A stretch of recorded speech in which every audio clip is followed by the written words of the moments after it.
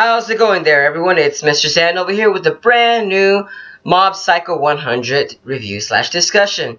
And for today's episode, guys, we're doing the wonderfully explicit episode 3, guys. I was in love with this episode, guys, because of the fact that in this episode, guys, there was a lot of death going on in this episode that it actually felt like you were part of Mob's life. I actually felt as if, it kind of felt that same similar vibe as that show, the American show, The Office. It literally felt like that. You literally feel like you're literally right next to Mob, and you're literally experiencing what he's experiencing throughout the whole entire episode itself. And I'm loving about that in this episode. I'm loving also art style of how he's representing Mob and all the other side characters. He gives off all these other side characters, their own time to shine as well. He's balanced. He's very balanced in terms of how he's representing each and every character.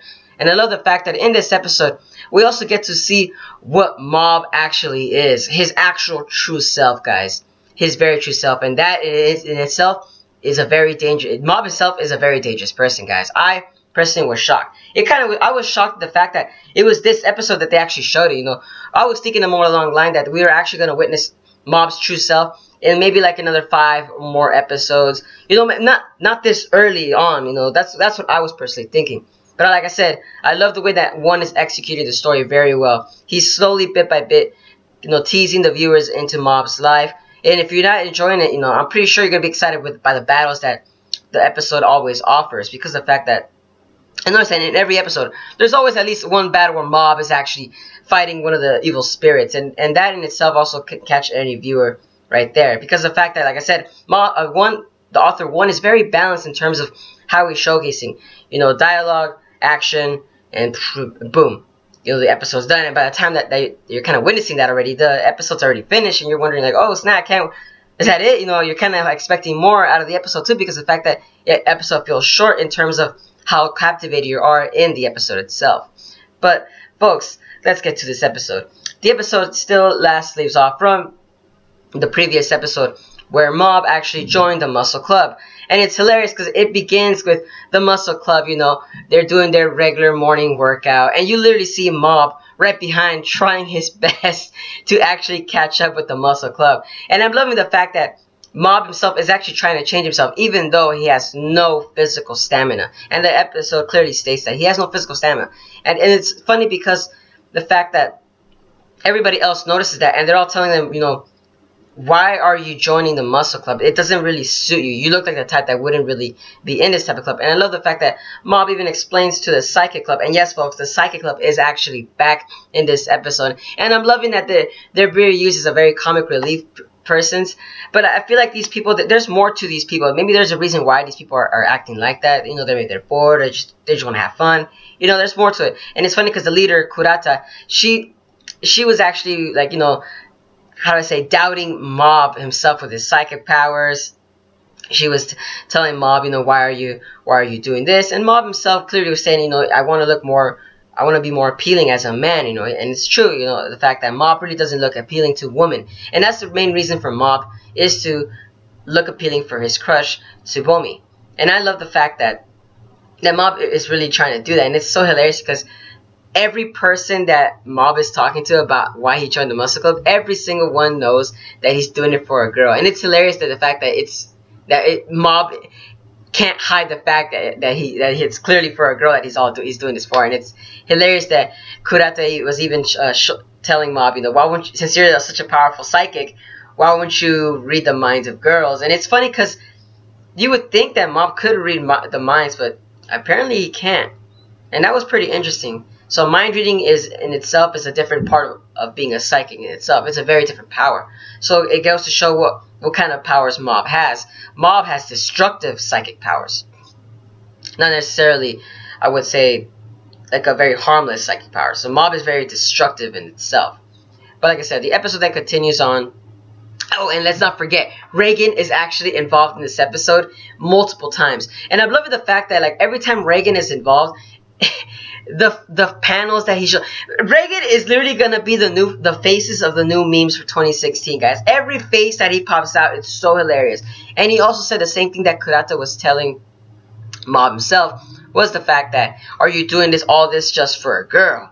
And Mob clearly cannot hide that from his master. And Master Reagan he was just dying of laughter. And he said even he wants to be popular in itself. And he told him, you know, try to remember, he told me, if just be who you are, man. Just be who you are. Do what you gotta do, but just be who you are. And I'm loving the fact that Master Reagan is always giving Mob some very powerful advice. Even though he's a con artist, but still, it's still some very good advice that Master Reagan is giving him. And that's what I love about Master Reagan. Even though deep down, he has some issues with money, but at least with Mob, he's actually giving him some very helpful advice. And I love that about Reagan, you know. But then the episode then continues on. For the entire bulk of the episode, actually then continues on to be about Mob joining, dare I say, Mob joining a cult, guys. It was so epic. The episode really it turned into like a 360-degree turn, and you're here thinking like, wait, where is this episode going? Because of the fact that Mob actually joined a cult. And I love the fact that this cult in itself was very hilarious, because the way that they actually enticed Mob was the fact about, like I said, Mob trying to be popular, trying to get love, trying to be with a girl. And the cult members, the way they recruited him was like, oh, so, is it about love? Oh, are you trying to be popular with the girls? And then Mob was like, yes, so let me join you. And I'm clearly thinking like, wow, Mob, come on, you can't be that gullible. A powerful psychic can't be that gullible. But then again, I gotta remember, Mob is only like about 15 years old. So he's like in about 13, 14. I believe that 13, 14. He's in middle school, guys. So of course he has to be gullible at some point, which kind of makes sense too, because he's a kid, He's a kid. He wants to be popular. But then throughout the whole entire episode, while Mob is being inside this cult, I actually found it hilarious, and that's where you're kind of enticed right there, because it was the cult itself was very lighthearted. People in there were wearing theater masks. It still gave off a creepy vibe, because every time I see a theater mask, the happy face theater mask, it still, for me, it gives off a creepy vibe. That theater mask, ugh, I don't know, it's just something about it. It just gives off an eerie sensation. And the fact that Mob was in there, even Mob pointed out to this cult that so all you guys are doing is just laughing and just having a good time.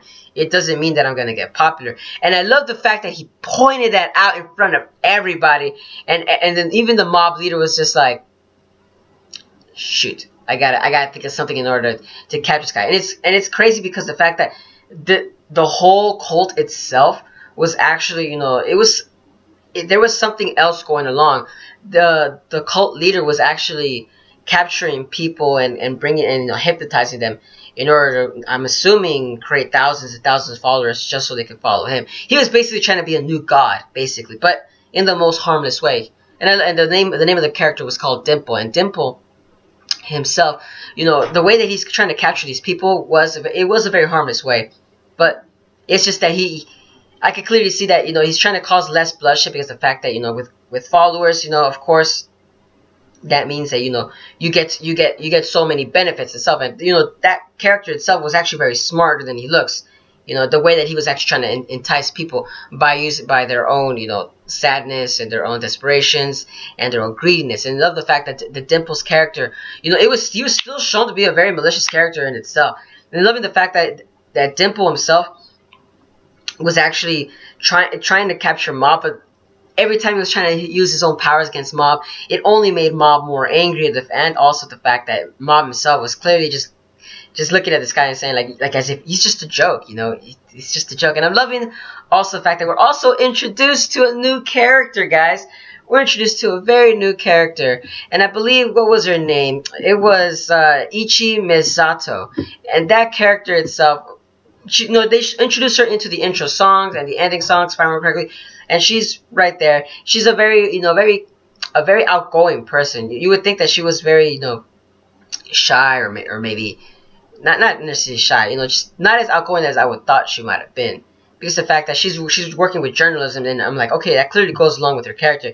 Very outgoing, she speaks her mind, she's very confident in herself. And it was funny because the fact that she was the first person to actually notice that everybody was becoming, they were like lunatics, and there was something eerie about the whole situation that was going on there. And she was, choreographing and recording everything that was happening in there, and memorizing whatever the events that were happening there. And that's when Dimple himself was kind of like shown to be a very malicious person, because of the fact that Misato was actually showcasing herself to be a very, a harmful person to the whole entire vicinity itself, more likely to Dimple himself. But then, like I said, they used those theater masters very quick, because that's how they got Misato, and bam, that's it. Misato was just done, and then all that the character was left was just Mob himself. And it's funny because the trials that Mob had to endure inside this cult was very hilarious, because Dimple made him drink milk, but Mob loves milk. And I'm loving the fact that, Mob also had to, I'm trying to remember what else Mob had to do. There was something, oh, and since he clearly passed all the tests, Dimple then tried using his own psychic powers against Mob, but, of course, Mob being a psychic himself. It clearly shows that Mob is really on a different level of being a psychic, because Dimple was shown to be a spirit himself, and he was a high-level spirit, too. And it's crazy the fact that just how powerful is Mob, because this episode clearly emphasized that, just like that Mob himself is very destructive. He is very destructive, guys. And also the fact that Mob actually is there's a reason why Mob is actually hiding his emotions, because of the fact that Dimple actually was the first person or character, I should say, to actually cause Mob to showcase emotion, guys. And the reason I'm saying this is because of the fact that, remember how in the beginning of the first episode where Mob was destroying so many spirits and demons, and in a very flashy way? There's a reason why Mob is hiding those. It's because of the fact that once he reaches 100%, guys, Mob actually then can't hold his emotions and just releases it. It's basically bottled up anger. And Dimple was actually, he was basically pestering Mob throughout the whole entire episode, and that kind of showcased itself that Mob. Damn, Mob. He went ballistic in this episode. And also showcased that Mob is very sensitive to the lines, get a clue, because Tsubomi, when she was younger, she said that to Mob, and, that's of course Mob's love interest. He's trying to, better himself for her. Once he heard that, it kind of reminds her of him, and that just kind of just clicked. It just clicked like that. And I'm here thinking, Mob literally is trying to hold his powers back just for everybody. He's actually keeping everybody safe. But that's why in the episode the tone changed once Mob was angry. The battle scenes were very intense. It was very quick paced. Mob's character himself, his eyes were showing so much emotion in itself. And Mob himself never shows. He's a very, I would say, plain character. It's just like as if he just woke up. He's just always looking very bored.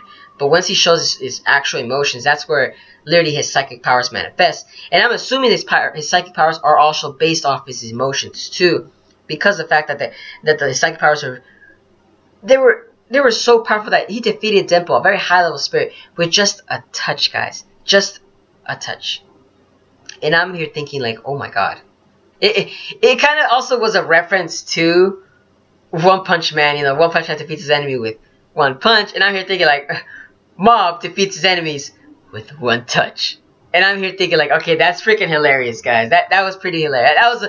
That was definitely a reference to One Punch Man. That was.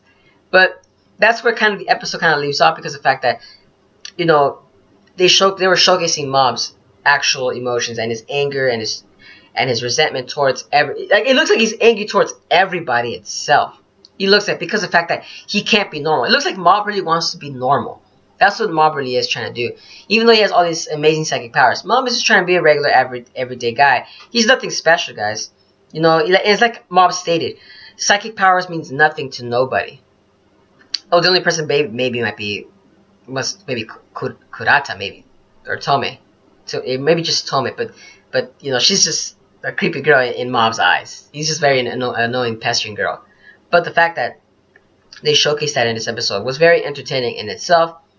And also at the end of the episode, Mob was back he's back to normal, of course, and he was talking to Master Reagan, and Master Reagan, gave him another helpful advice and said, like I said, just be yourself, Mob. Don't try to prove anything to others, and that was very powerful scene right there in itself, because Mob should be just himself. He shouldn't have to join cults. He shouldn't join everybody. Just to be somebody that's not even that he's not even being himself. And that clearly shows that Mob really is. He's trying to better himself. And that was a step, and this episode was a step in advance to say, okay, Mob, be yourself. Be yourself. That's what the whole episode kind of emphasized. Mob, just be yourself. And I loving the fact at the end of the episode, we see Dimple again. But this time he was like a very small spirit. I was actually surprised that Dimple was still alive. I thought Mob actually obliterated him. That's what I actually thought. But damn. But that's it for this episode, guys. No, I actually very enjoyed this episode. It was very so much meaning, very, very impactful, very informative too. And I love the fact that we're actually going to see Dimple more. I'm hoping we're going to see Dimple more because of the fact that he's actually alive. And he's actually at his house. He actually shown himself at Mob's house. But folks, let me know down in the comments what you guys thought about this episode. What was your favorite scene? Did you guys actually expect Mob to actually showcase his 100% this early in the series? Like I said, that actually surprised me. But let me know down in the comments below, guys. What was your favorite scene? But as always, guys, have a wonderful day. This is Mr. Zen, signing out.